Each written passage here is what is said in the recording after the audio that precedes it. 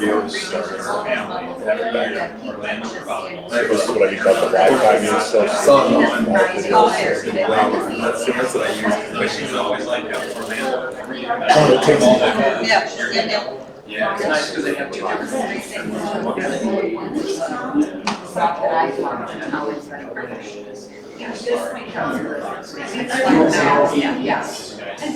Jason. Well, actually.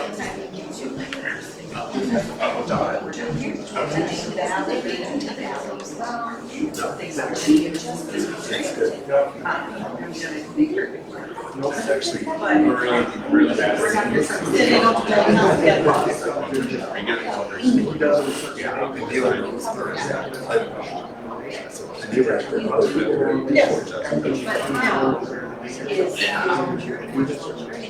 But it will be flying. Yes.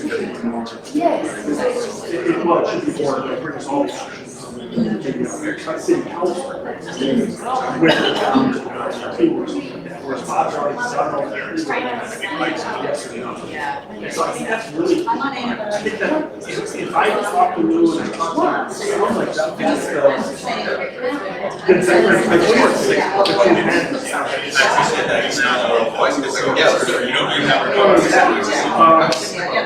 We can't really catch a specific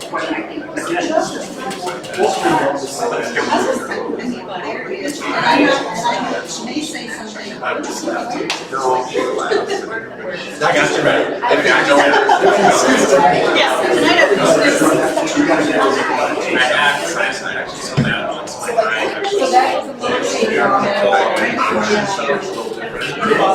I get one every year and a half. No, I don't.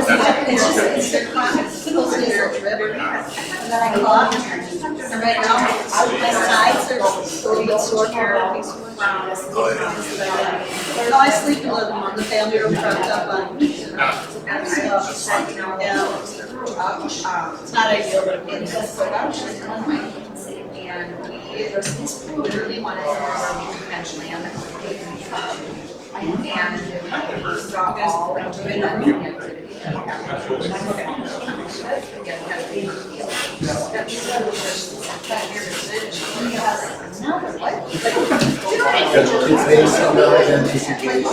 wrote down, I had to write down 4. Let's see it. Down 4 kids, I had to write it down. What's that?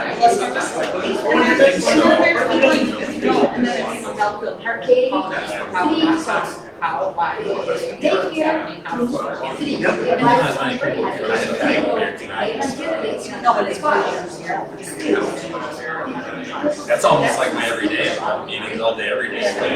Talking to global life.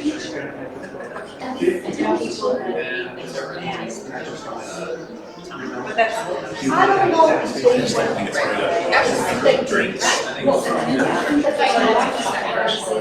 I love your question and I love you more right now. But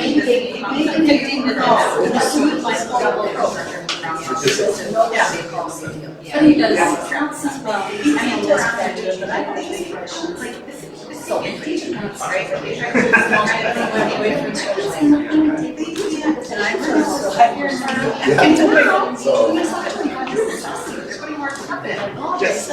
do we answer over there? There's 2 microphones, so we'll get this around. Hello. Are you going to use foreign mics? Yeah. Unless you brought your own. I just wipe on my sleeve.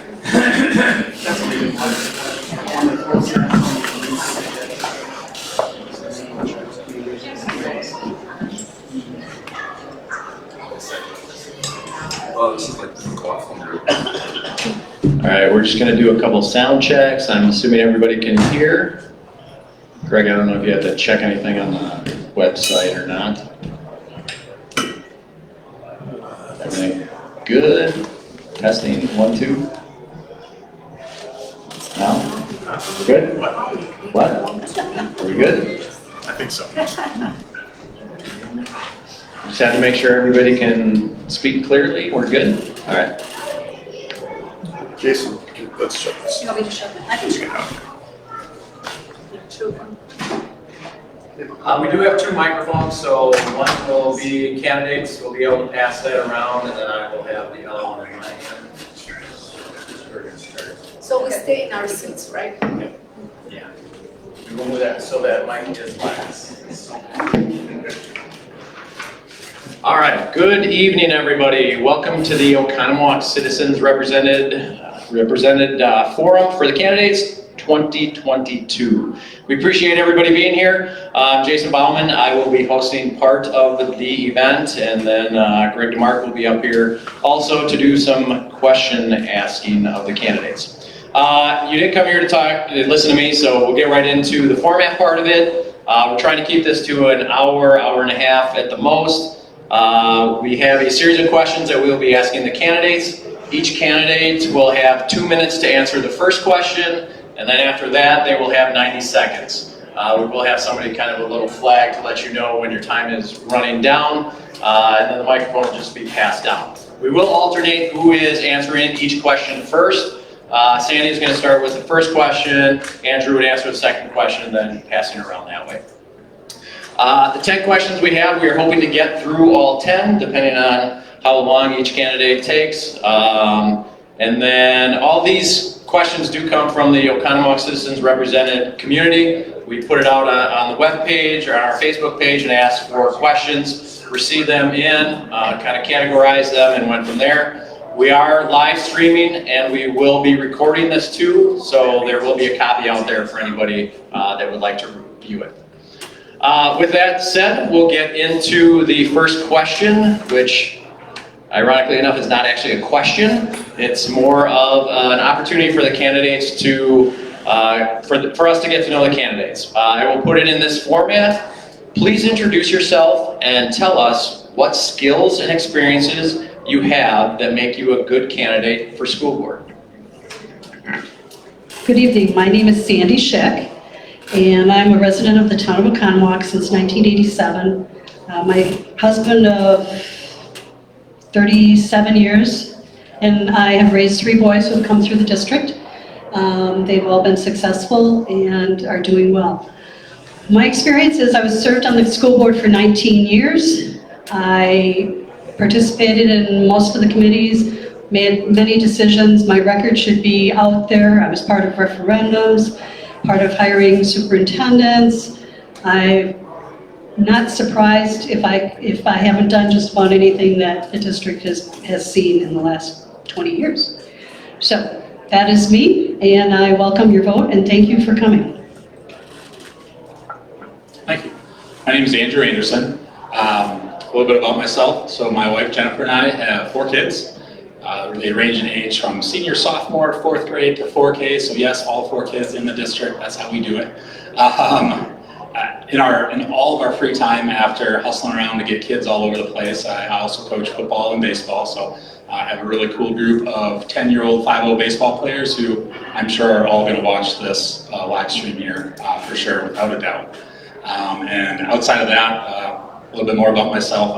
I guess we could talk a little bit more about professionally in terms of what experiences might offer some alignment in being on the board. So I formerly served as vice president of a college, and in addition to that, I currently serve in a senior management role for a high net worth investment firm. And outside of that, over the past few years, I've done a lot of coaching, both in the education industry and with C-level executives across the board. A lot of focus on ultimate strategic alignment and how to get things done through meeting, through being in a board, through operations, through innovating and integrating. So very traction-based-esque concepts of how to get things done. And I think there can be a lot of value to bring some of those pieces into the board. A handful of examples could be around just how we operate, how new members coming in the board are trained and positioned to do well and thrive right off the bat. And ultimately just how to connect and thrive as a board. Lastly, I would add that one of the big reasons why I wanted to do this was to fulfill a need that I saw to just support teachers in the district. So a common theme of what I'm going to focus on is this idea that we're not going to be a great district without great teachers. If we don't take care of great teachers now, we sure will miss them when they're gone. So focusing on how we support teachers is critical. So I said before, I'm super proud and humbled to have been supported by the teachers of our district. through the Oconomowoc Education Association, and very hopeful for your support. Thank you. Hi, I'm Bill Thiel. I've lived in Oconomowoc for 27 years. Been married 25 years. I have 3 children that went all through the district, Meadowview, Nature Hill, and then Oconomowoc. They're all out on their own now. I was involved as a stay-at-home dad, so I was involved in all their activities in the school. So all the different sports that they did, Boy Scouts, robotics, band, choir, theater, whatever they were in, I was involved in. So that's how I've been involved in the school. I wasn't involved in school board until just recently when the 3 prior board members resigned. I had been attending those kind of meetings, and it was really dysfunctional. I couldn't believe how it was run, and so I put my name in the hat and to try to get appointed for those seats. The other candidates got appointed at those first round. When Scott had left, I put my name in the hat again to be selected, and they selected me. So I've been on the board since January, so I am technically an incumbent, but you won't see that on the ballot. Just the other candidates will be labeled that way. So, but I really enjoyed my month so far, month and a half on the board, and I look forward to being elected again in April and serving some more. Hello, my name is Paula Schmitz, and I'm an educator. Have been a teacher of English as a second language and Spanish. And I came here to the US in 1998 as a Fulbright scholar and met my husband from Brookfield. That's why we live here in Oconomowoc. We relocated to the city in 2017. Our 2 daughters, Sophia has special needs, and she attends the Oconomowoc High School 18 through 21 program. And the school district has been wonderful. I'm super grateful. Our second daughter is a sophomore at the school. She's a gifted child, happy-go-lucky, and the pandemic hit her, you know, like many kids. She did not understand the lockdowns and everything else. And seeing her and talking to other parents and their stories, I decided to run for a seat, because I believe there are invisible aspects like mental and emotional health that are being addressed. There have been a lot of measures in papers, but then I would like to see more programs to support our students, their personal development, and I believe we can do more. And I'm not afraid, but I'm proactive in anticipating that we will not have in our school district an Ethan Crumley, or somebody that because of mental problems, you know, they shoot their classmates, or they do something horrible to themselves, because the suicide rate is also a why I want to work as a board member. I'm Chad Schraffnagel. A little bit about myself. I met my wife, Carolyn, back in 2012. That's when I moved down to the Oconomowoc area. I have 3 great stepchildren. They are ranging in ages from a senior, sophomore, to an 8th grader, so we're very busy and active with their activities. How did I get involved in the board?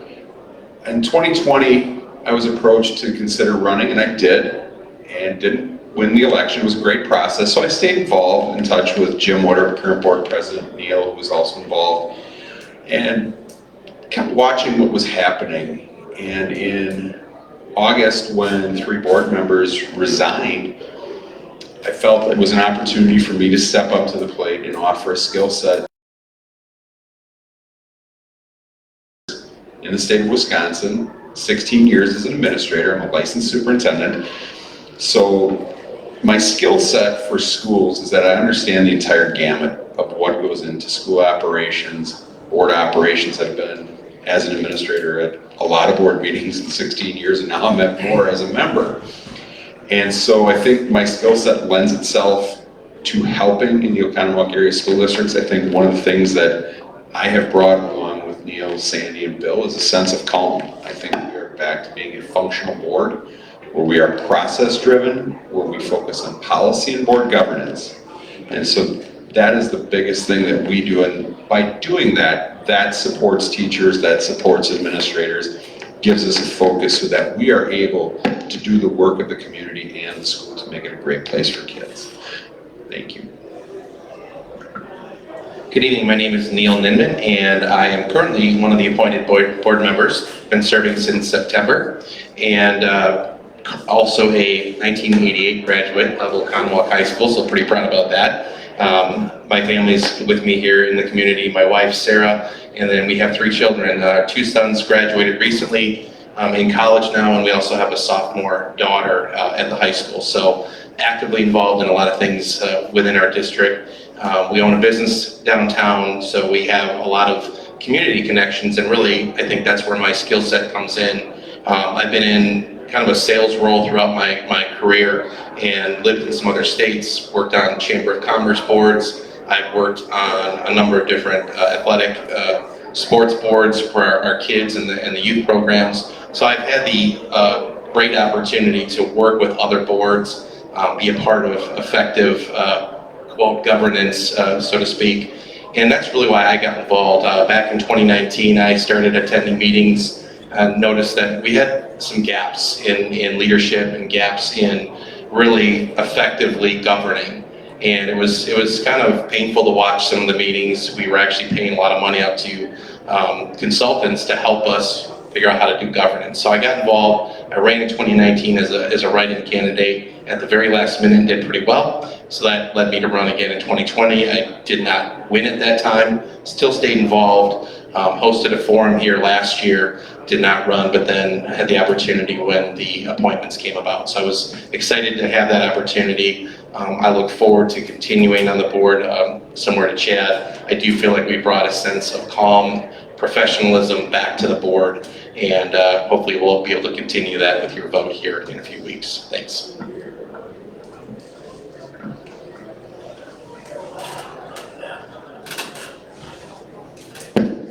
All right, going on to our second question, and Andrew will start with you as far as answering. What do you believe are the primary responsibilities of a school board and you as a member of that board? Sure, great question. Primary responsibilities, I think, are going to primarily focus on the word accountability. I think there's a strong connection that the board is going to have into that superintendent, and really focus on that partnership, and the accountable measure from the board, or the biggest charge, the single biggest charge, I think, of a board and a board member is to focus on that level of accountability related to the execution of the strategic plan. So you're really fostering that strong connection in with that superintendent. And even having a background in education myself, the last thing I want to do is get in the way of any great teacher, any great administrator, and send them on some extra project or something off to the side. I think it's really important that the board has alignment and a vision to funnel at the key projects. I think there's a quote somewhere out there that says, if you focus on everything, you focus on nothing. So from the board perspective, it really means driving in a level of focus of the key initiatives that you want to accomplish. You sadly just don't get to fix everything. So that word accountability strikes off as a big aspect. I also like the word transparency, not just because it's a cool buzzword, but I think that's an element of what we can bring to the community on how we make decisions. Not just what the decision was, but the communication tied to what the factors were, how we made the decisions, and really going out of our way to involve the community, teachers, parents in those decisions, and even students. Thank you. I guess the first things that came to mind for me is that I'm representing the parents and the students to have a great education. That's really what I see my main responsibility. So I don't have any personal agenda or any kind of thing like that I'm trying to achieve as a board member, but I'm trying to represent the parents and give the students a great education. So, one of the things, our vision of the district is to be unrivaled, right? To have that really high level of education for our students so that they succeed, and that's really what I see my role is to get everyone to that point where they can achieve all that they can do. Another thing I've talked about in my campaign before is spending. That's a big part of being on the board, is being a real good steward of everybody's money. So making sure that we're not spending more than we have and spending it wisely. So I think that's another really one of my biggest things that's really important to me. Accountability is also something I've talked about before. I totally agree with you. Doing what you say you're going to do. That's why we're selling Meadowview School, right? The previous boards had said they're going to sell the school, and they never did, and we're going to do that now. So that's really important to me too. I agree completely with what Bill said, and I feel the same way. I want to be a representative on the board of the students and the families.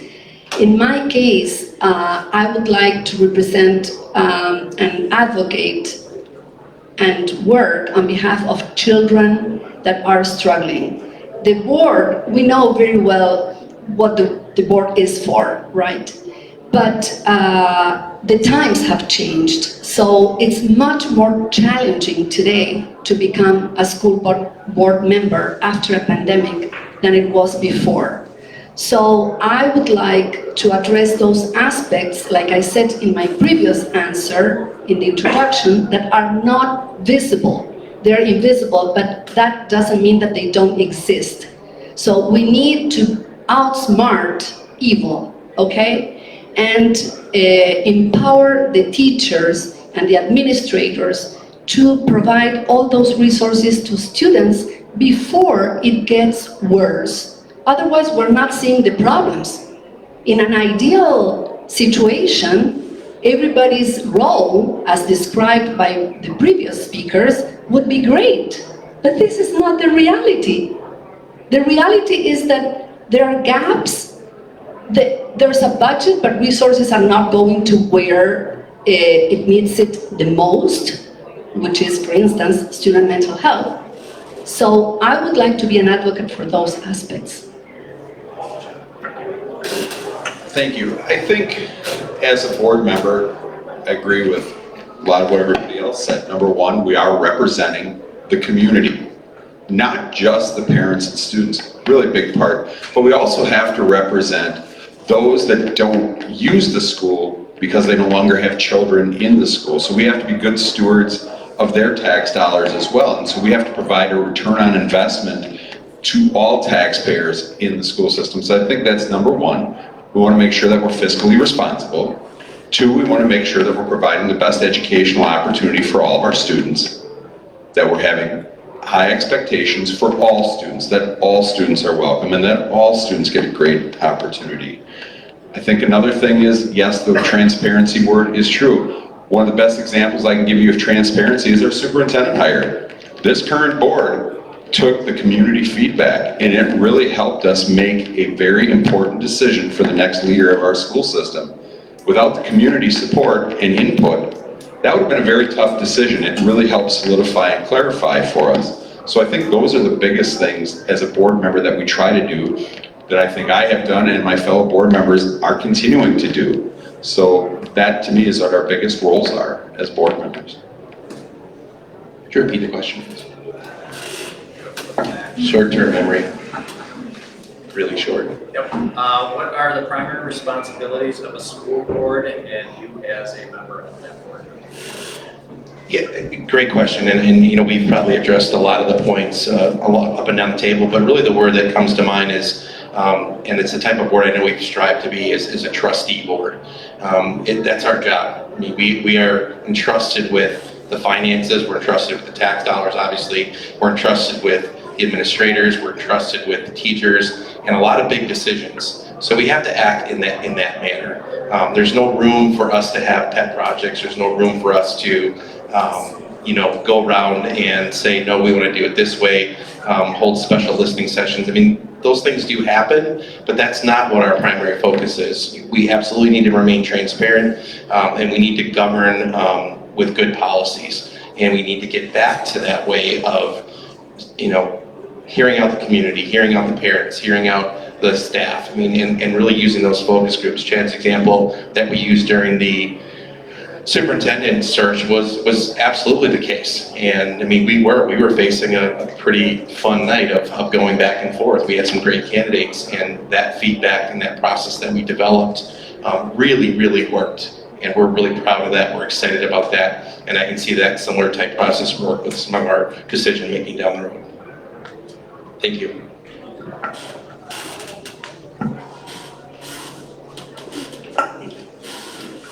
Well, I'm going to go back to the original question. What's our primary responsibility? Based on state statute, we are responsible for 3 things. We are responsible for policy making, which I think we as a board have done very well and throughout the years. We are responsible for the fiscal management of the school district, and we are responsible for the hiring and, I don't know, the whole HR aspect of the superintendent. The superintendent becomes our operational leader, and that person is in charge of making sure that the teachers are properly hired and trained, that school hours are appropriate, and all of the other things that go into the operation of the school. So those are, I believe, our key responsibilities. My personal responsibility, like everyone else said, I believe is to be accountable, transparent, all the other buzzwords that we were using before. But I think it also means that you need to come well prepared to meetings. You need to do your research before you come to a meeting. You need to present your opinion. If your opinion is in the majority, that's great. If it's in the minority, you need to walk out supporting the majority's view. And very simply, those I believe are my responsibilities.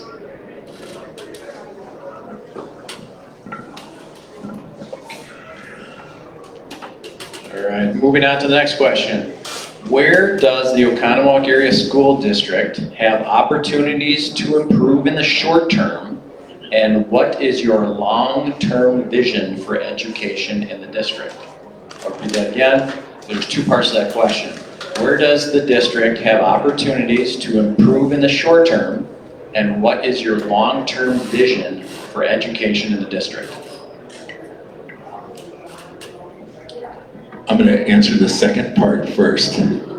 So long-term, I already talked about that a little bit, is the vision of the district to be unrivaled. So, you know, I used to think that, before I was on the board, I used to think our district should be as good as Arrowhead, right? And I even said that. I feel so stupid to say that now. Arrowhead is a great district, don't get me wrong, but I don't want to be like them. I want to be unrivaled in the Oconomowoc way, right? So a smaller community school where everybody, you know, that's the nice part we have. We have the entire district here in Oconomowoc, Ixonia, you know, that's all part of the same school district. So I see that we can still be unrivaled. We can have excellence and not be like Arrowhead, be different than that, but still super successful. So that's my vision of where I want to go. And then the first part of your question is, what do we need to work on, I think, something like that. Opportunities for improvement in the short term. Sure. So I think, you know, we have a lot of good things.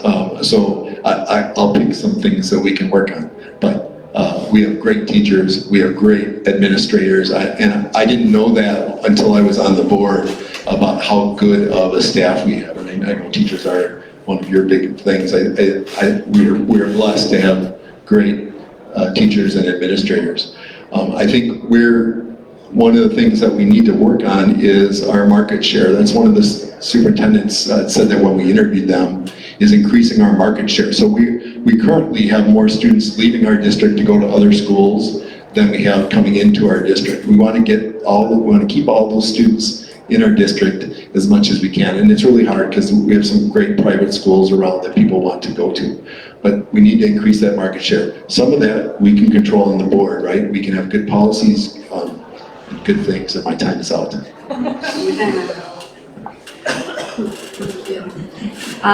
Well, short term, we make the opportunities.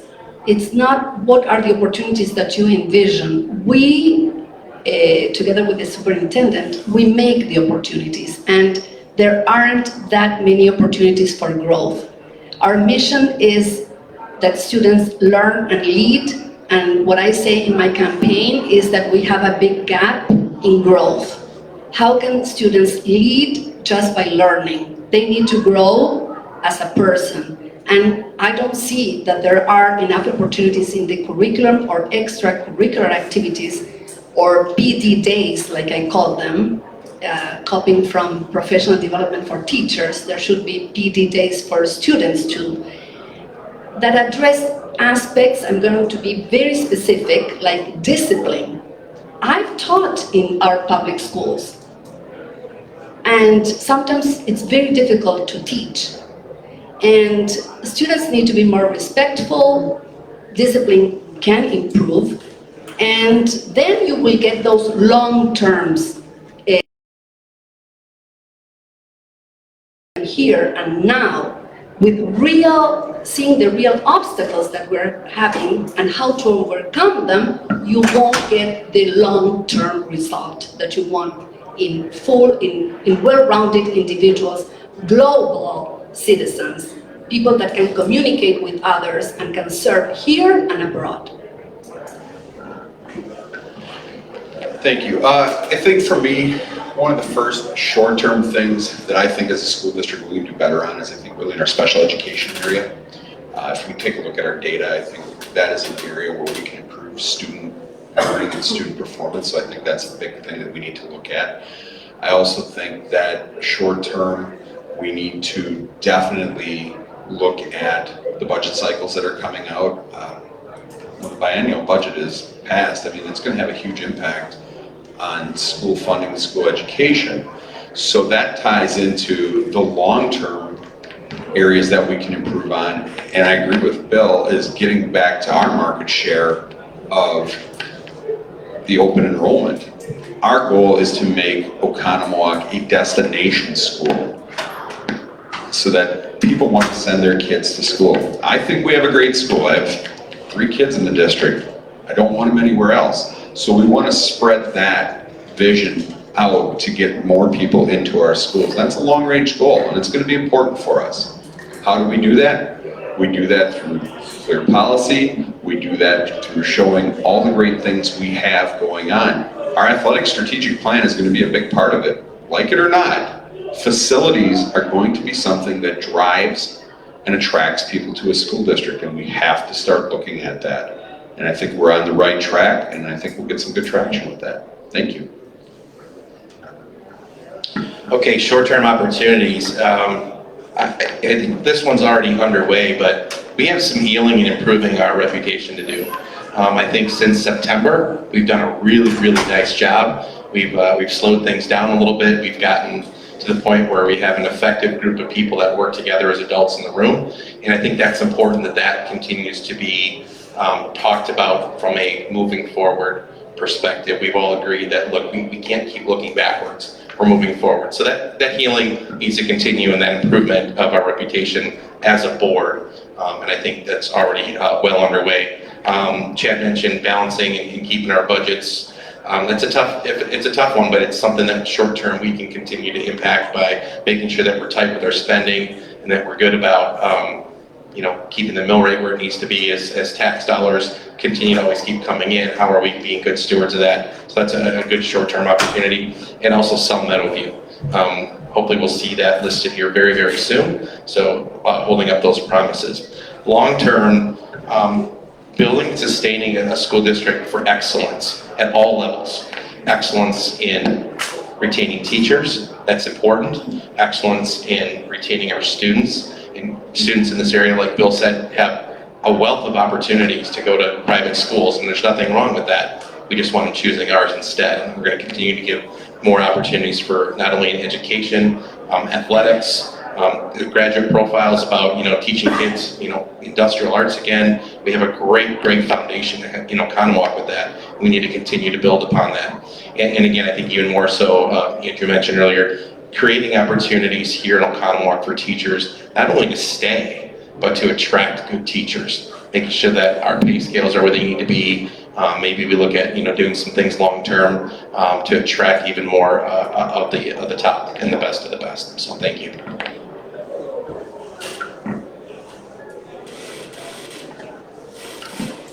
As far as short-term plans, we do want to maintain or improve our open enrollment. And we do want to maintain our great staff. But the way we need to do it is a way that we've kind of shortchanged ourselves through the recent years. We need to celebrate our successes. We need to raise banners and shoot off fireworks and things for the things that we do well in this district. Because most people don't know a statistic that I personally am very proud of. There's an award given to athletic teams. It's the Sportsmanship Award. It's an award that's voted on by all the other coaches. And many of our teams win that award.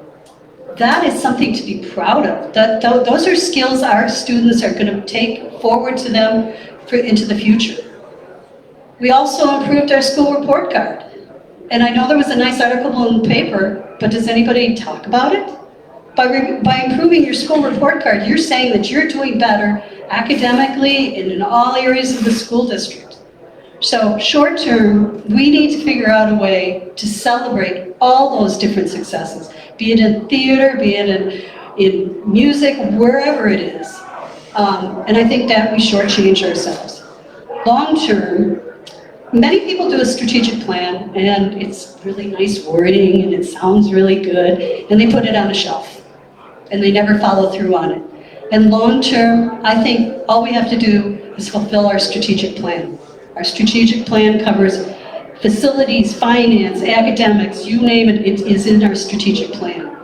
And so as far as a long-term goal, I would just say fulfill our strategic plan. I like how you said celebrate successes. And I'm so glad you didn't add in we should have a parade, because we already have so many parades. I don't know if we can handle any of those, but I do love that. I do love the idea of celebrating successes, and I do agree. I don't think we do as good of a job with that as we could. There's a lot of positive things going on that we can get beyond. All right, so short term. First thing I would say is I'm so glad we heard almost everyone, if not everyone, talk about the idea of students in the district leaving the district. My own neighborhood, over half the kids in my little circle go out of the district. And so addressing that, understanding why, understanding what reasons are taking them out of the district, what reasons can we actually speak to pull them back in, or to help young kids stay in the district. I think there's a lot of understanding happening there and a lot of opportunity associated with that. So that's one area for sure. I love the idea of return on investment associated with putting resources into the grade schools.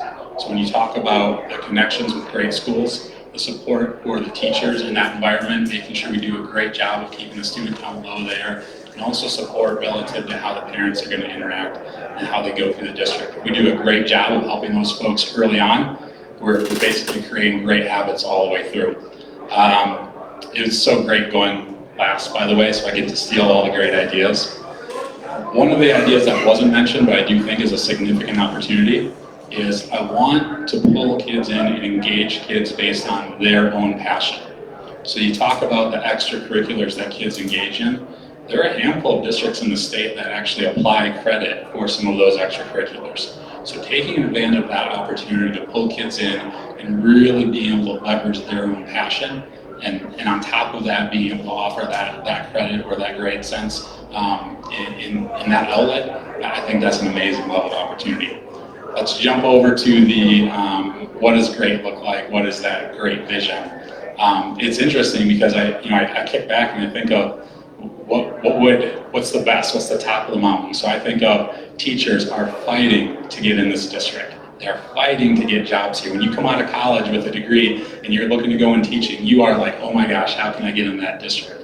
I think we'd have parents and community members singing praises, and last but not least, we've exposed students to amazing opportunities, and our students are on the right track to make that transition out of high school with a really great advantage.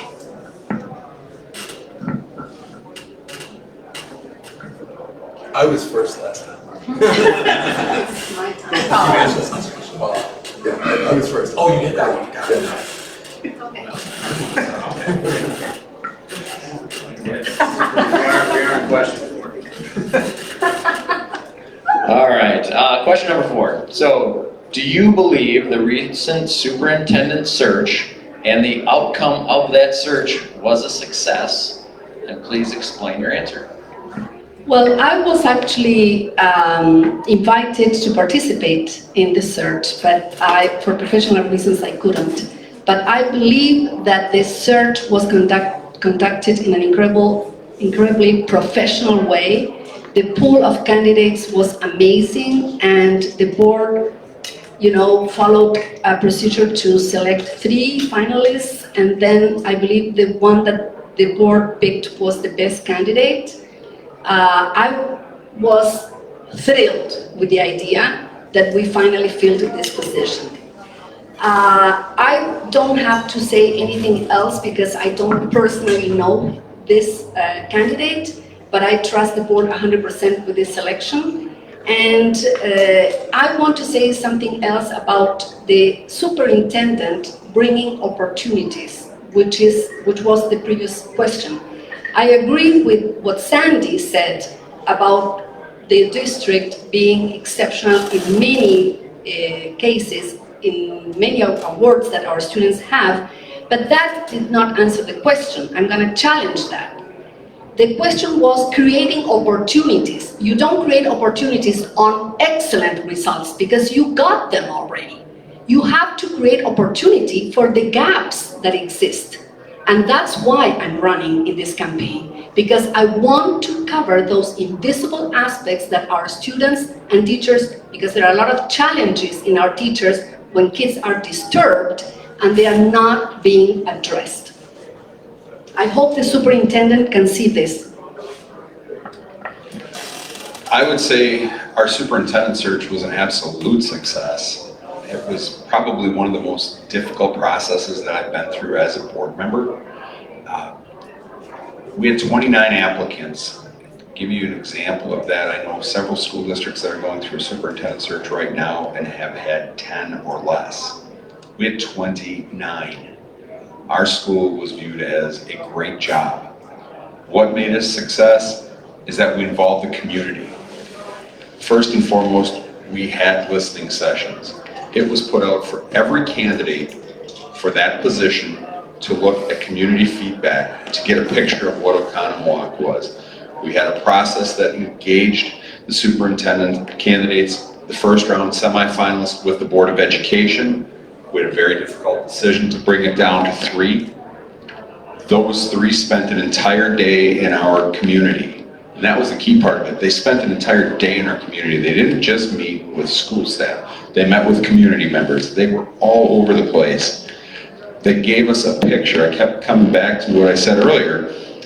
Without that community input and information, we had a tough decision ahead of us. All 3 candidates were great. How do you whittle it down out of greatness? And we really were fortunate to really look at the data, and we got a great choice. Thanks. I would agree 100% that it was a big success, and as a board, it was a great exercise to work together. And one of the kind of inside baseball things I'll share is that we often are accused occasionally in certain media aspects of all being rubber stamps and all agreeing with each other all the time. Well, that wasn't the case. We had a lot of fun, even when we were whittling it down from the 29 to the 8. There was a little bit of horse trading going on. We like this, we don't like this. So it was a great process, and you got to see some of the personalities come out on the board and really what made sense for people. And again, keeping in mind what our district leaders have to work with these people, it really gave us that opportunity to collaborate. And it was great. It was a great process. And similar to what Chad said, when it got down to those final 3, we had a tough choice. And there were 3 really, really good candidates. We got to meet family members, and they got to see a lot of what goes on in our community as well. And I think had we not had that great process in place with all the community feedback and all the different stakeholders, we might still be at that table deciding who to pick. So it was that good. And then again, kudos to our district overall in that we have that opportunity, because you don't get good people applying for your job if it's a crappy job. I mean, it's a great place. People wanted to come and work, so that made our job a little bit easier. So overall, great success.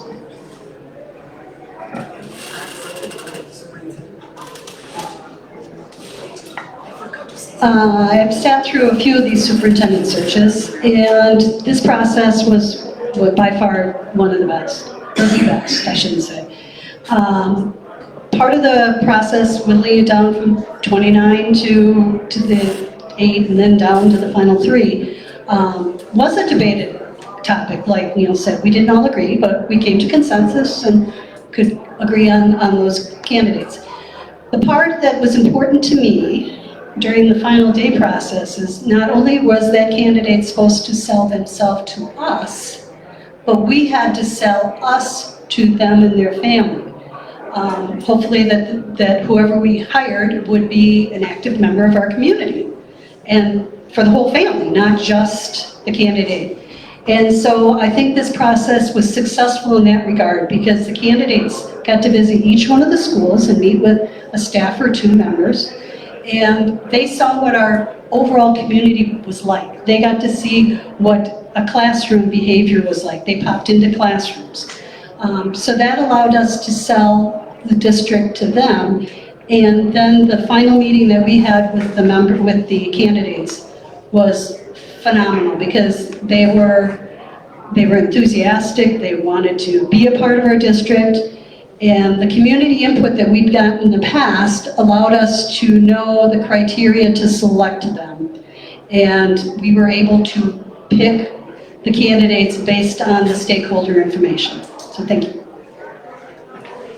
I feel bad if I just say, yeah, it was good, so I should probably say something else too. But in 20 seconds or less, I'll add in just a quick visual because I was able to connect with or to meet with the 3 candidates. And on my left-hand side was Mayor Magnus. On my right-hand side was a teacher at the high school that teaches my oldest son. I saw other parents there that I knew, other community leaders, principals there. So what defines a great process? I think what defines a great process is one that yields a great individual, and I think that's true, but also a level of input that came through. So I think that serves as a really good example for moving forward and how to do that.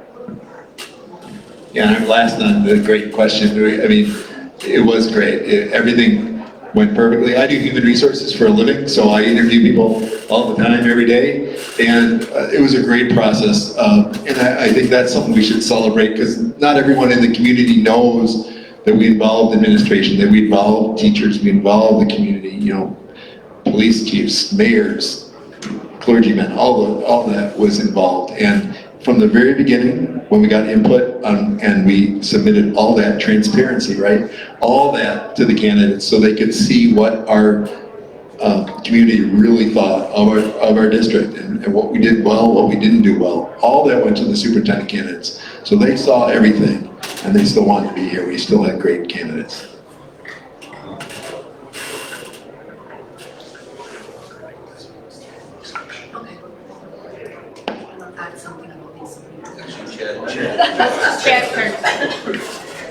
I should have wrote it down, Greg. Okay, we'll move on to question 5. Chad starts this one. So this is one that will be an interesting one. Navigating the pandemic over the last 2 years has been a challenge for both schools and families. Looking back, how do you assess the performance of the district concerning their pandemic response? What lessons have you learned, and what, if anything, could have done differently? That's a great question. I think the things that the school district did well, I think they made from the initial stages in 2020 in March when nobody knew what was going on. I think the school pivoted pretty quickly to an online platform as best they could. Was it perfect? No. But then again, the entire country was shut down. Having worked in education, we had to pivot pretty quick. So I think there was an honest, good faith effort to educate kids during that time. Then as we got into the summer of 2020, that's when the debate started coming about how are we going to start school? Are we going to go hybrid? Are we going to go in person? Are we going to go cohort? Are we going to do all online learning? What does the mask situation look like? I think one of the things that we could have done better is I think listen to the community a little bit more. I think looking back on it, I think we should have started full in masks at the time because we didn't know. There was so much uncertainty. And then I think one of the things that we probably could have done a lot better, and I know this for myself, the contact tracing piece really became a very difficult thing to navigate. If you were within 6 feet of somebody, if you weren't. Wish I had more time on that. It's kind of a big topic. Big question. Yeah, loaded question. I think our initial response was satisfactory. I'll use that word. I think we didn't know what to expect. I think the district did the best we could with what we had. I think we collaborated well with our partner districts in the county and with the county health department. We did what we could do at the time. Similar to what Chad said, as we got into summer, what was our plan going forward? I will commend the board at that time. It wasn't all of us, but they did build a plan. And the plan allowed for some flexibility. Maybe not all the flexibility a lot of us wanted, but it did allow for that. So that goes into lessons learned. I think we need to make sure that when we do build a plan, that we assume all the information that's available to us. And I think that was one of the challenges with the pandemic overall is what information was right, different, what to believe. So lessons learned, making sure that we really evaluate and again, work really well with our partners in healthcare. And I think we could have done a little bit better with that. Again, what I would do different, I think partnering with different health organizations, maybe even a little bit further. And I think listening to the feedback that we got from the community and from different groups wasn't always, I think, as transparent as it could have been. And I think that would have been an opportunity for us. We'll get that opportunity here shortly when we review our plan that has been now about a year in place. We'll have an opportunity to maybe right some of those wrongs.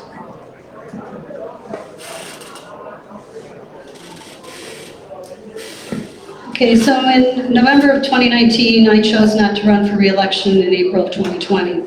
So when the pandemic was first hitting, I was leaving office.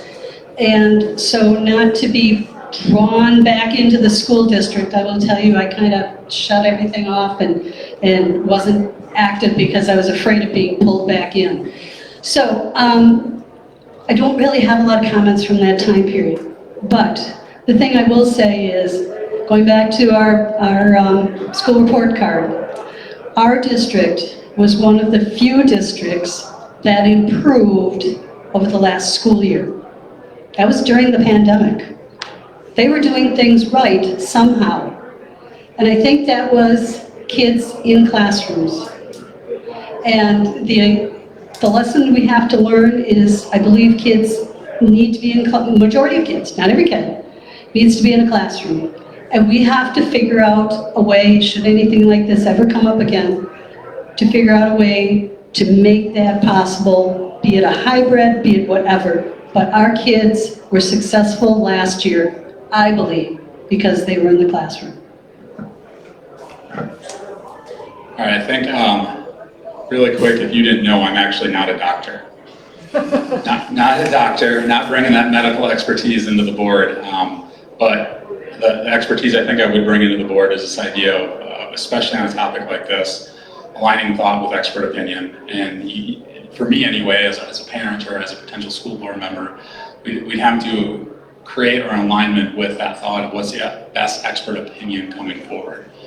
So I think that's the first thing. God forbid if it happens again, I should let folks know how I would view that potential outcome. One of the things I think we could have done better is we were in a position to do a lot of online learning, and I think there's an opportunity to progress the online learning platform to offer kids dual modality and how they learn as a supplement to in the classroom, as a fairly inexpensive supplement. You have to do it well with a background in higher ed, especially in the online arena. It is easy to do it poorly, so there has to be attention, time, and effort to doing online learning, online supplementation really well. I'm not going to go out of my way to be terribly critical of the board going through that really tough scenario. That was some tough, unprecedented stuff that's tough to work through, except for one thing. There was one thing as a parent I will rally against pretty hard, and this is the idea of parent choice. And I think to the greatest extent possible, the board should have been in a position to put children in the classroom. And so the thing that pulled me back was there was a time where it felt like my choice as a parent was taken away, and that's the area I would have been critical in.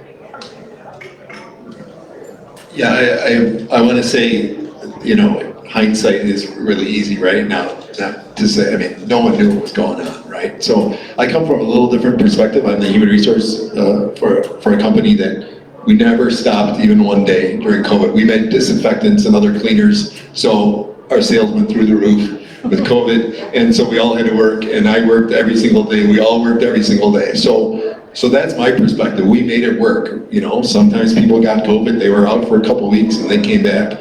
But I think we could have been in the classroom the whole time, and with certain ways to do that, temperature checks, masks, whatever we needed to do to keep people in. I know our company could do it, the Piggly Wiggly did it. We could have done it at the school. I think that the thing that really bothered me was when I attended the board meetings and they were so dysfunctional, and the biggest thing was all these parents would come to the meeting and they wouldn't even let them talk. You know, they wouldn't let us say what we felt, and to me that was just wrong. You at least need to let your community tell you what they're thinking, right? And use that input to make your decision, and they didn't do that then. So now I know the board has changed, which is wonderful, and that's part of every one of our meetings, is that the community can tell us what they think. I was not part of the board, and I'm not currently.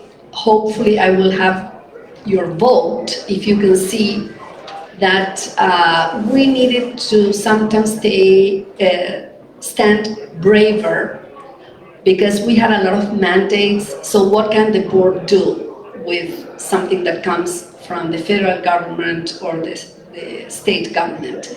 You have to implement it, right? Like a school lockdown.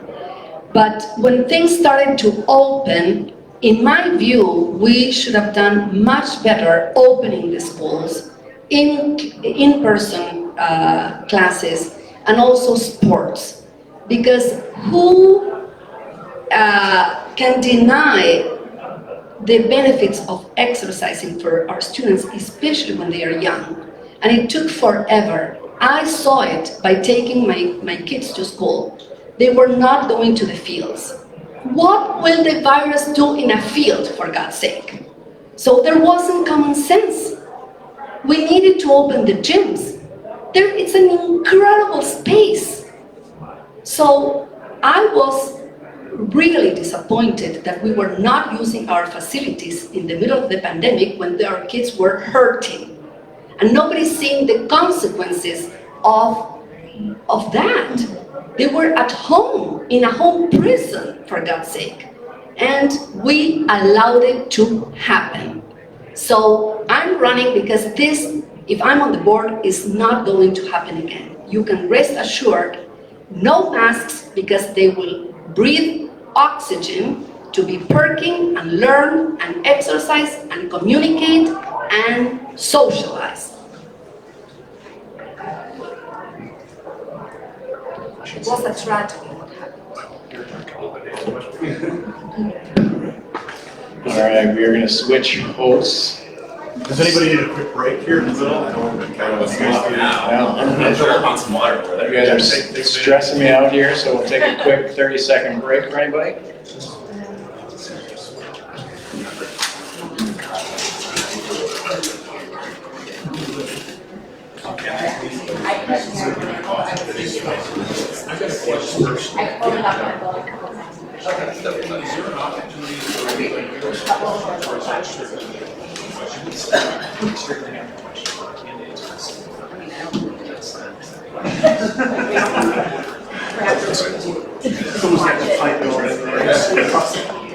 All right, that concludes our halftime show here. We're going to get started here with question number 6. All right, we all want the students of OASD to benefit from a productive and safe learning environment. To that end, some school districts are pursuing initiatives regarding diversity, equity, and inclusion, DEI. Do you agree with these initiatives? And if so, can you provide details of how you would implement such initiatives? Sure, good question.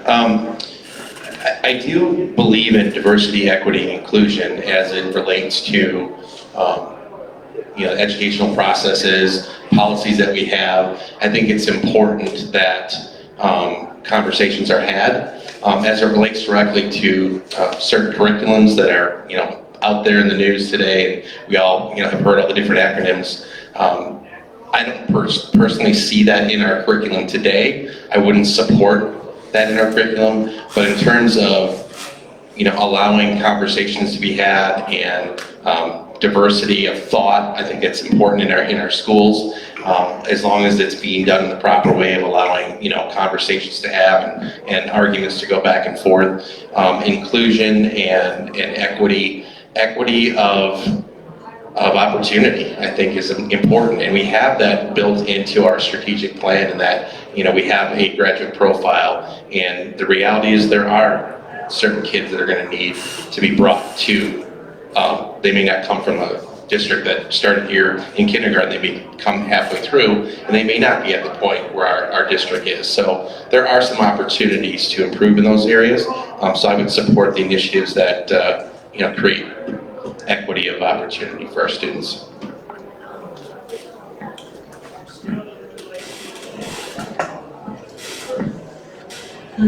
Diversity is important because that makes us better global citizens. And so diversity of thought, diversity of ethnic race, diversity of financial background, all of those areas are important because that's the society our kids are going to live in once they graduate. So that's important. I'm going to skip equity right now, and inclusion. We live in an inclusive society. Our schools are just a reflection of society, and so inclusion is also important. And Neil hit on equity. There's different views on equity. And the one that's important is equity of opportunity, not equity of outcome, because not every child is going to have this. You give them the same opportunities, they're not going to have the same outcome. So all three of those are very good, very important because they reflect our community. What a question, what a great question, and I literally wish I had a magic wand to just solve this issue. One, I would be incredibly wealthy. Two, what a great issue to focus on and tackle. The way I think about this is I believe you meet students where they're at. And my quick thought on that is, when we first moved to the district, my own kids were behind. So we moved to the district 10 years ago. And if my own kids would have just been given the same book, the same help, the same everything, I don't know if they would have caught up. So there was a recognition that your child's behind, he's not doing as well. So the school did an amazing job to meet him where he was at, to help him get caught up. He's doing really great. He's president of the National Honor Society. I really like him. He's a cool kid. But I think about that instance as the banner for meeting kids where they're at, helping them. It's ultimately this concept of taking that child, and especially if we can think about it as an individual child, and helping create the best outcome for that individual student. And what does that look like? So not all kids are gonna need the same thing or need the same level of help or whatever that looks like. But I think as a public school, we have that responsibility, or we're accountable to help those kids progress as much as possible. Wow, everybody's saying exactly what I want to say. I totally agree that those are all yeah, exactly. And the only thing I'll add is I think our district does a really good job at this, right? I've heard parents again and again say what a good experience their kids had, and that they found a home at the school, that maybe they were a band kid or they were into something, and they found that home, that group of people that helped them succeed with whatever they were interested in. And the district has done a really good job at that. I agree with what the previous members said. On paper, everything looks very pretty, diversity, equality, inclusion, but in practice, it's difficult. And we're not in a diverse school district. This district, demographically, is not very diverse. The other day I was in a meeting, one of the ELL English language learners teachers told me she had 55 students. That is nothing. Out of 5,100 we have in the district. So it's a very small amount, and our students are not exposed to a lot of differences. The fact that I, as a teacher, have an accent, you know, they look at you like.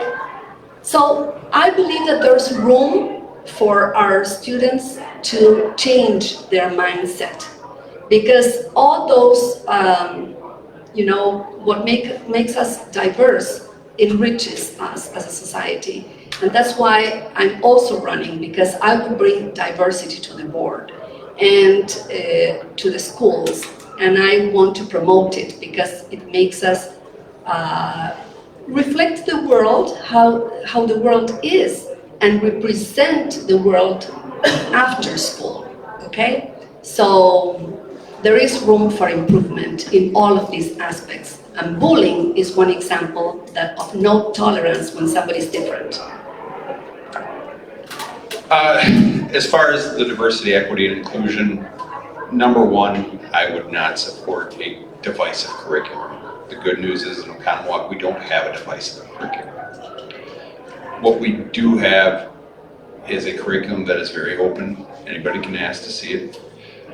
As far as the diversity end of it, we have to be astute enough to know that we're in a global society and kids are competing for global type of jobs. So we have to be able to recognize differences in others and respect the differences in others as well. So that's, to me, what diversity is about, is diversity of opinion, diversity of ideas, diversity of discussion. I think another thing, we talk about inclusion. We want all kids to be successful in Oconomowoc. So that, to me, is what inclusion is that all kids are welcome in our schools to have the equitable opportunity to be successful. That's where equity comes in for me, is that everybody has an opportunity to be successful. So for me, that will always be something that I look to work for as a board member. I do as an educator. Kids have one opportunity to come through school. It's our responsibility as the adults is to give the kids the best possible opportunity they can as a student in our school district. That's what I have to say on that.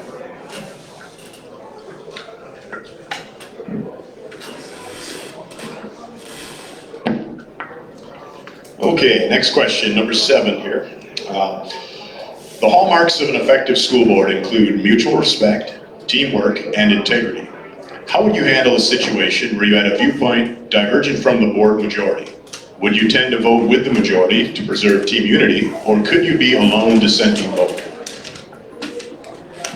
Okay. I have not always been a majority. I have many times been well, not many, enough that I can recall where I was the only vote in one direction. And you lobby for your position, and if your position loses, you've lost and you support the majority. That's mutual respect, that's working as a team, and that's integrity. Check my record. Yes, absolutely, 100% willing to be that sole dissenting voice. That is entirely empowering and appropriate and entirely needed. That's just 1 out of the 7. Chances are your voice is representing the voice of an individual who isn't there or isn't being heard. There's also that opportunity to bring to light whatever rationale or logic is propelling you as an individual to dissent. That is an aspect of transparency. That is an aspect of saying, here's why I can't get on board with this because of X, Y, or Z, and X, Y, and Z outweigh what my fellow board members think. That is entirely appropriate and entirely essential. Now the vote happens, and it's a 6-to-1 majority. As the one dissenter, what do I do? The board operates as a 7-member collective, so it is important to rally behind. I'll talk a lot about envisioning strategic elements through a strategic plan and what it looks like for a board to be aligned in that. An essential part of that, I should add in, I've been married for a really long time. I'm used to not getting my way, and I'm used to supporting the collective decision of the group. But if I'm being entirely clear here, I do believe that dissenting opinion is important, and I do believe that after that fact, to be a good board member, you go along with the majority in a supportive way and look for opportunities down the road if they might present themselves. Yeah, I totally agree. I've been on the board a whole month and a half, but everybody knows my opinions when I have them. I'll make sure that they know my opinions. We'll take our votes, and sometimes I'll win, sometimes I'll lose. I think the thing we haven't talked about yet is that it's not personal, right? We're all going in the same direction. We're trying to make the school district better for our community and our students and things. And so, if I lose on a particular issue, that's okay, right? We're all trying to get to the best point. And so we'll live to have another vote.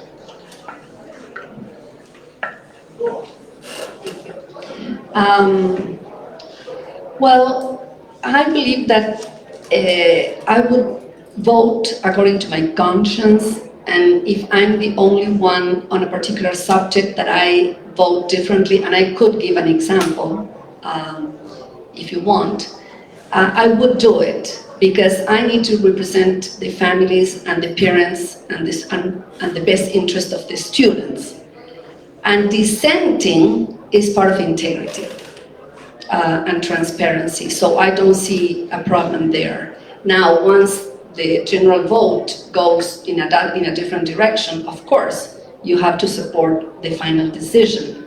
The example that I want to give, that I said it when the board interviewed me for the vacant seat, and I mentioned it in our last town hall at Shorehaven. We parents received a newsletter from the Oconomowoc High School that students could go and get vaccinated at Meadowview. And I had a problem with that. If I had been on the board, I would have objected to that decision because this is not a vaccine that has been around for too long and has been tested enough for safety. Why would we vaccinate children 5 years of age in a public school building that is paid by taxpayers? I think that we should have been asked. And I would have had a problem voting for it, as an example. Nobody's giving examples except me in this meeting. We learn from examples. So, as far as being the lone dissenting opinion on a board vote, absolutely, I don't have a problem being that person. I think the number one thing is you have to look at the issues that come before the board. You have to take in the relevant information to that issue. And you have to say, okay, the community I represent, how does this fit? If it fits within the mission, vision, and values of what we're doing as a school district, and it's good for kids and good for the district, more than likely I'll be in support of it. But if it's something that doesn't go into that, I don't have a problem being that lone person. Additionally, though, I think there's something about being a good board member. And you have to understand that when the decision is made, whether you're in the majority or the minority, it's what it is. And like Bill said, you win some, you lose some, you come back to another vote. And what I think we've shown on this board is that there is respect for each other as board members. That is the number one thing. We work together, and I think that was missing. I can tell you this, when we approved the policy to sell district policy, it was a 6-to-1 vote. I wasn't in the minority on that one. Scott Rail, former board member, was. But at the end of the day, I think Scott was a great guy. I liked working with him. So my thing is this, I think if you respect each other, you can be in that minority position, and that's fine. Because a lot of votes come from the board, so you're going to win some, you're going to lose some. Yeah, it all starts with mutual respect, which I think was the first part of the question. Any board doesn't operate well unless there's mutual respect. We can go into board meetings kind of already knowing that some of us are going to disagree or maybe differ on opinions, and that has happened. We've had some 2-6, well, it was 2-5 at the time, or 2-4 at the time, and that comes along with the territory. There's going to be some topics that come up that we have to work through. And yeah, I don't have a problem being the dissenting vote. And you stand up for what you believe in. You stand up for what the people that you represent believe in, and you take a lot of that feedback from your stakeholders. As far as teamwork goes, absolutely critical. And that kind of goes on hand in hand with mutual respect. If we're not working together as a team, we're not pointed forward. We're not pointed in the direction that we need to go. So that's ultimately critical. And really, again, going back to supporting the majority. Again, no matter what the vote ends up being, you have to support the majority. Most importantly, not at the table necessarily, but after that vote happens, you need to continue to support that vote. Unfortunately, this board in the past has had members go out and try to undermine the majority vote, and that will not happen anymore with our board. It will not happen if you vote us back on, or vote myself back on for sure, because that just erodes all the respect that we worked so hard to build up. So in my opinion, that's a huge piece of it, making sure that you support it after the vote.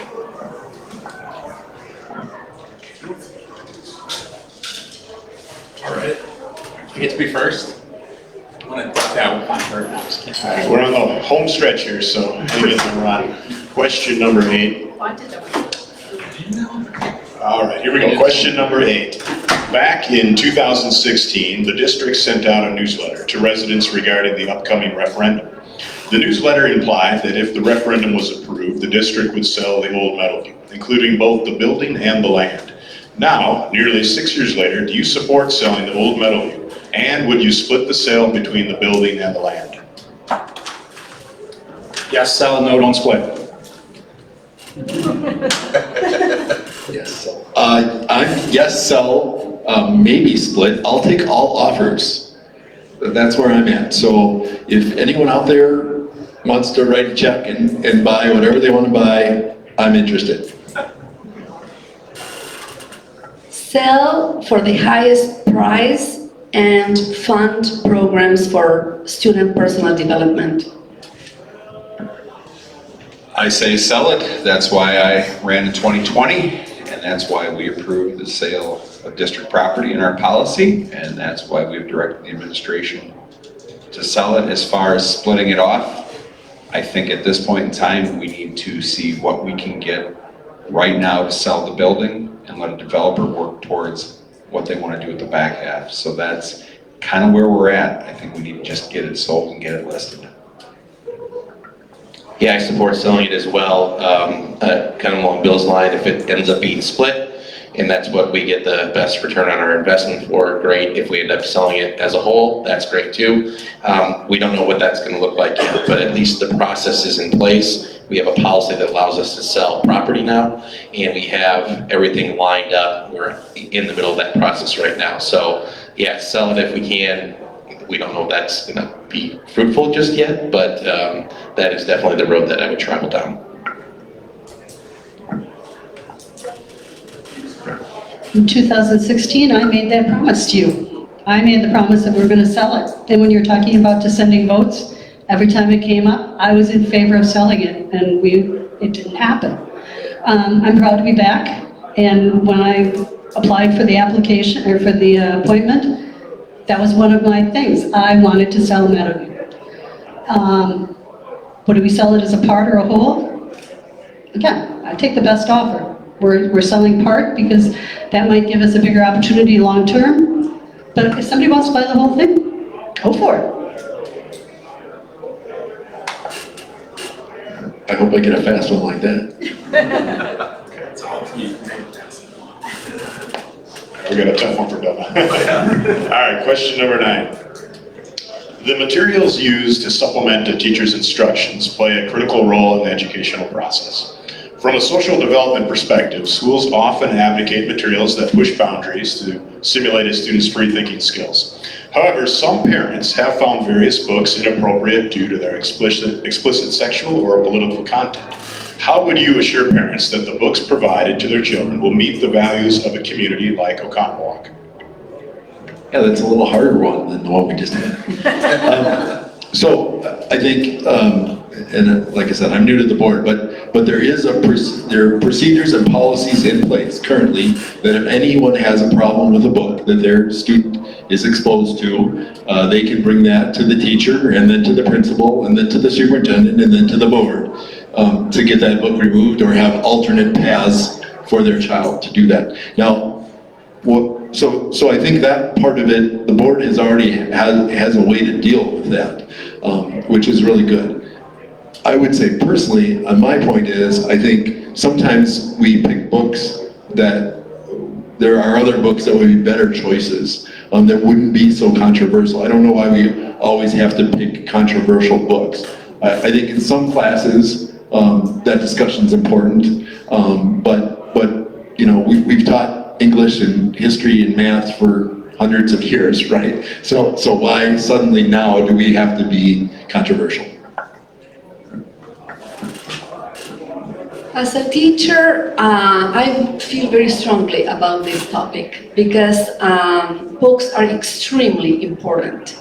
And there is a lot of, I will use the right word, indoctrination, okay? Maybe not in this school district because I don't know how the selection of books are being done, but I believe that it's more careful.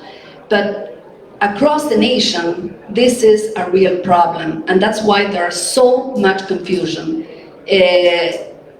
I believe that the selection of materials and the content in the curriculum, of course, has to be decided very carefully. This is the minds of our students that we're forming. And I would be very happy to be part of the Curriculum and Instruction Committee and have a say and weigh in so our students receive the education based on the principles of our Constitution and the way that we were created by God, because nobody mentions God anymore. So, but we all say the Pledge of Allegiance, that we are a nation under God, but then in the curriculum we contradict Him. So we have to be consistent, and books need to reflect that. Like Bill said, we have processes in place. It starts at the teacher level. There are forms that are sent home that parents can sign to opt their child out of. There's an alternative assignment that can be given. If there is not satisfaction there, it goes from teacher to principal, as Bill said, and up through the chain, ultimately to the board. There's a curriculum review process that we follow. That's board policy. We also, every 5 years, undergo curricular revision. So I think the number one thing is we have to follow policy and process to make sure that we are consistent in the application of things.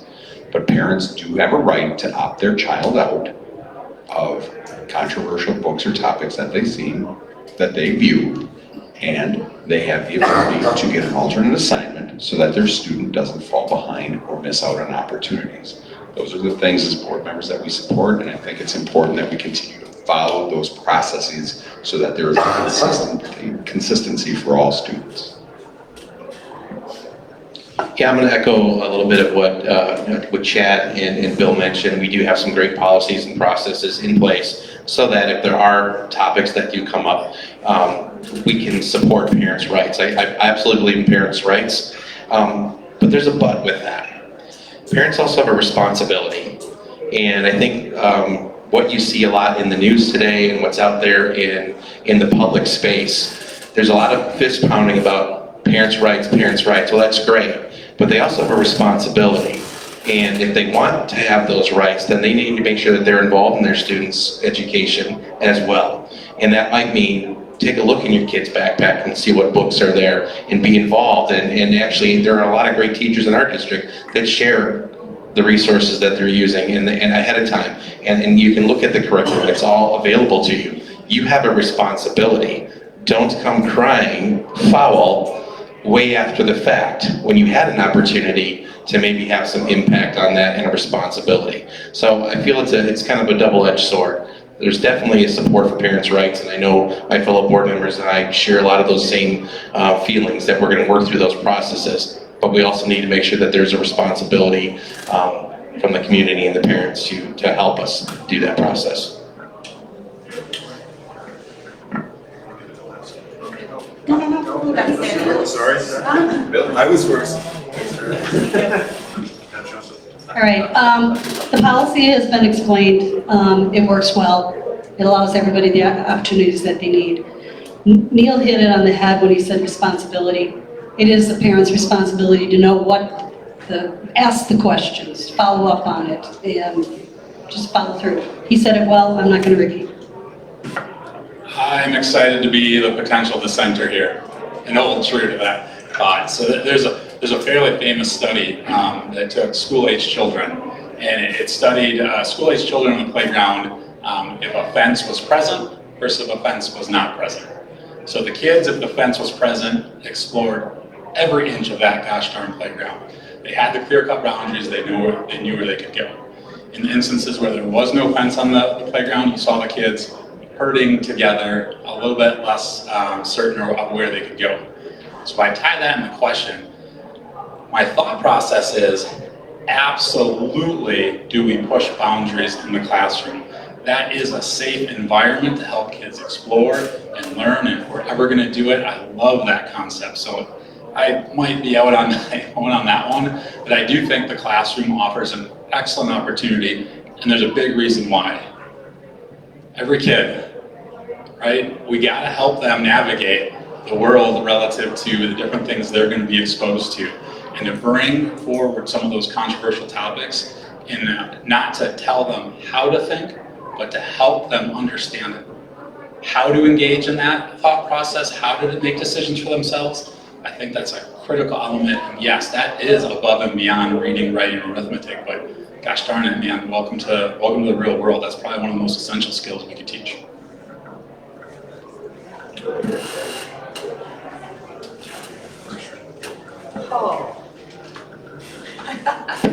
All right, we've made it to the final question. After the final question, Jason will come up with some closing remarks, but I think everybody's done a great job, and we surely appreciate all of you attending here. This has been fantastic. So one more question to go. Paul is going to start that off. Here it is. The teaching of critical race theory has been a hotly debated topic nationwide. Critical race theory asserts that racism is embedded within systems and institutions, like the legal system, that replicates racial inequality. Do you subscribe to this philosophy, and should CRT be taught in Oconomowoc schools? I do not, and I do not support it, teaching it in our school district. Like other members said, it's a divisive, we are past hurts in a different way. It's like when a husband or wife cheats, and then there's forgiveness, and you want to go past that hurt, and you keep bringing the fact and when are you going to heal?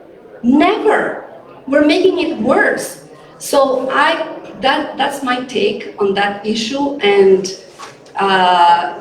we need to have in the curriculum things again that nurture our students' minds in unity and in doing great things for others and for the world. There's so much that we need to teach in the positive way, and we're stuck teaching in the negative.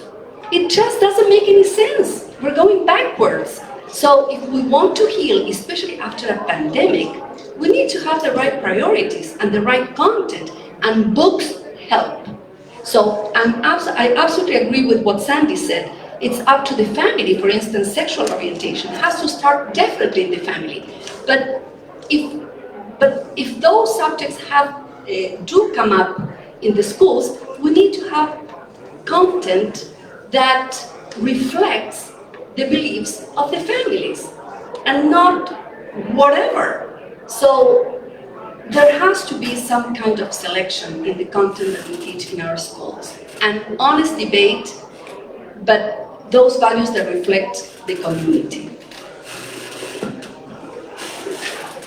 I do not support the teaching of critical race theory in a K-12 setting. That's a university level course, and that's where if somebody wants to go to a university to study and get into those types of classes, absolutely, because they're paying for it. But in public education, I don't think there's a place for it. I really don't.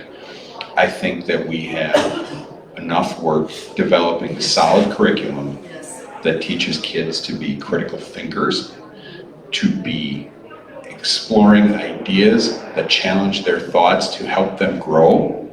I think those are things that we do quite well and we need to continue to do well. I don't think we need to start talking about divisive type of things in our school. There's enough problems that we have going on that we have to solve. I think let's let that stuff for the university level. We'll continue to educate young kids in our school district, give them the greatest opportunity possible, and work through our processes that we have in place that remain consistent for all learners. And quite frankly, I'm not even sure that I know, or most people know, what critical race theory is. Let's start right there, because there's so many different perspectives on that. That being said, as maybe the pop culture, what's in the news version of it, I would not support it. Similar to Chad, I think it's a mature conversation that maybe needs to be had at a different level. But maybe on the flip side of that, if elements of some of that come up in a historical discussion, I don't think we need to whitewash things. I think we need to talk about reality. And I think certain, or maybe there's a topic or a current event that comes up that does need to be, used as an opportunity to talk. This is how you must think. This is how you must act. I don't feel that that's happening in our district today. I wouldn't support that in our curriculum, but I also do think that there is maybe a place for some discussion to be had in the right way. I think that's an opportunity for really not our board, but maybe internally with our teachers and our staff to maybe look at ways that they can teach current events differently. Our current events, as we know today, change at a rapid pace. So I think there's great opportunity, outside of maybe what the pop culture feeling of CRT is.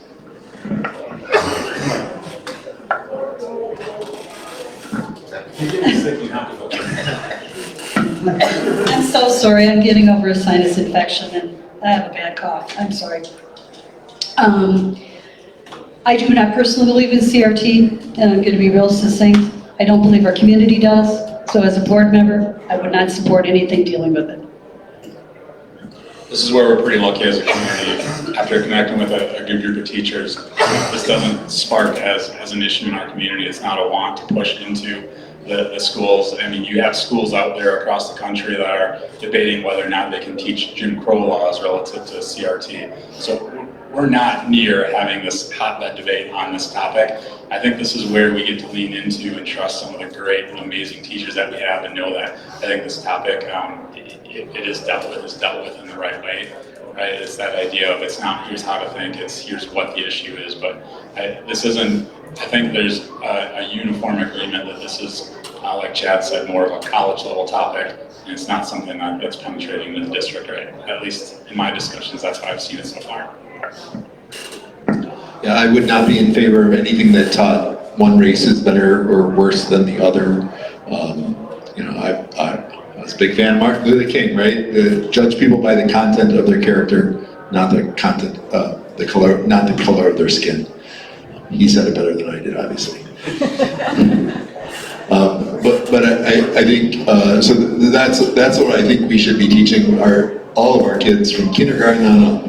Is to, the golden rule, treat people with respect, treat them how you want to be treated, all those kind of things. And I think that's a better lesson to teach everyone.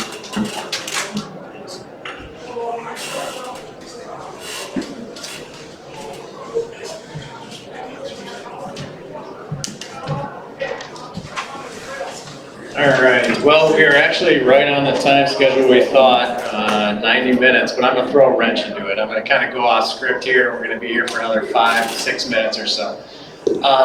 And this is just my own personal question. I didn't consult with the group at all, but I want to know that I have a voice on the school board. That's the important thing to me, is that my values are portrayed on that board. I think a lot of you had said it as far as what the board is all about, what your responsibility is, and a lot of it was the voice of the community. So with a minute, maybe a minute 30, we'll give you, what do you believe is the voice of this community? Chad. Are we live? I think the voice of the community is listening to community feedback and input, talking to your neighbors, talking to people around town, hearing it. I think in the superintendent search, everybody that was paying attention knows that this is a fairly conservative community. We have a great school system, we're very proud of it, and we want to see it get better. I talk to people all the time, so to me, the voice of the community is listening to the people and the constituents. Come back to it. We don't make that hire for the superintendent without the community input. That was critical to us. I got involved in the school board because people encouraged me to run, because they felt that I had the same values as they did. That's why I'm here. So that's, to me, what the voice of the community is. Yeah, for me, this is an area of pride in that I think since some of us have been on the board in the last few months, that, you know, we've created a better decorum in the meetings. I know, Jason, you've been at some of the meetings. They seem to run more efficiently. People do get an opportunity to get up and speak. To Bill's point, in the past there was some challenges with that, and I think we need to continue to have that dialogue. We answer emails. Not always what people want to hear, but they do get answered. And we, you know, people wanted to approach us on the street. I'm a very approachable person. I think that's important, that if you're a public figure, you should talk to people and you should answer questions. I'm going to go back to that responsibility thing again. As a community member, you also have a responsibility to also be a part of that decorum. And at times our community was struggling with that. But I think that's an important piece to the community voice, and that we work together as a team, because again, we're representatives of that community, and I think it's important that it's a two-way street.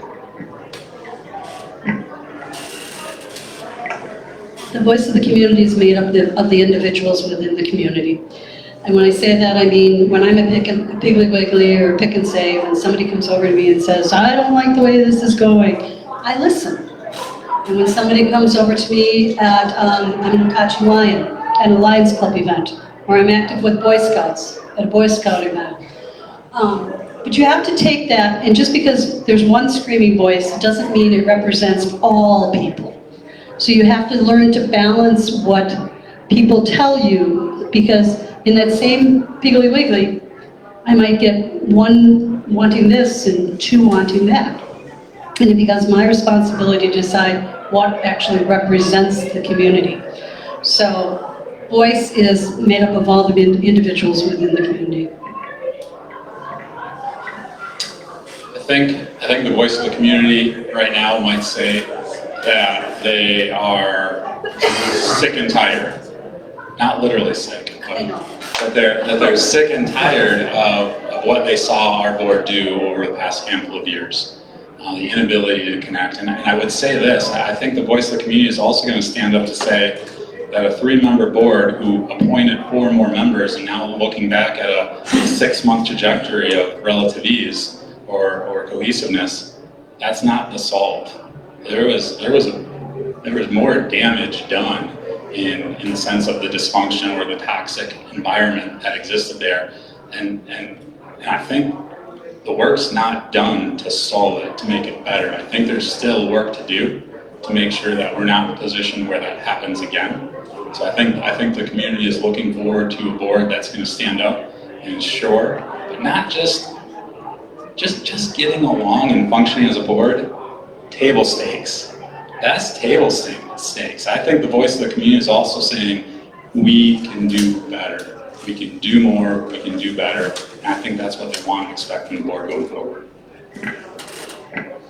Yeah, I don't think anyone said we're done. I think we made a good step forward, and we're still moving forward, and that, I think that's what the community wants. But getting back to your question, I think I agree with Sandy a lot. There's a diverse opinion out there. I think we're mostly conservatives in Oconomowoc, but there is diverse view, and so I love to hear from everyone. I have people that support me, all different kinds of people, and that's great. And I try to listen to all those different ideas and then decide what to do. So I think we have to always watch what Sandy said too, that the squeaky wheel, it might just be that one person that we're hearing from again and again and again, and not really what the community wants. So we have to weigh those things.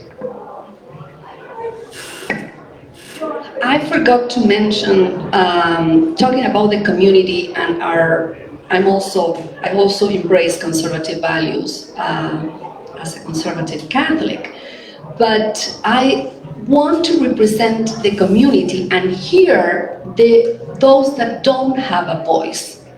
We were all saying we need to hear, and I'm all for hearing people at the grocery store and everywhere. I have invited them to my Facebook page to participate. So I'm all for hearing, but there are some voices that are sometimes hard to be heard because they are hurting. So I want to get to those parents that are still paying the consequences of the pandemic, and the students that are struggling, and those are also voices. The fact that they are not here speaking doesn't mean that they don't exist. They are part of our school district, and those are the people that I want to represent. I also served in Head Start in Champaign-Urbana, and that was because I believe that every kid needs to have a wonderful Head Start. All right, that is it. Sorry about that little extra time in there, but I appreciate everybody being here. A big thank you to the candidates for everybody agreeing to be here tonight. I'd actually like to point out Greg, who was up here earlier. He did a lot of the work on this as far as organizing the questions and the whole IT gamut. So thank you, Greg. I appreciate it. I just got the easy job to stand up here for a couple minutes. I gotta have a plug for the Cornerstone. They allow us to continue to have different various meetings up here and forums like this. We are going to, as long as we have all the technical stuff right, share the whole forum today out on our website. So that'll be available for anybody, for candidates to look at. Invite people to that webpage to be able to go see that part of it. With that, if anybody in the room wants to stick around, the candidates will stick around if you want to answer any questions to them directly. And thank everybody in the audience for showing up and being part of this. Thank you. Thank you.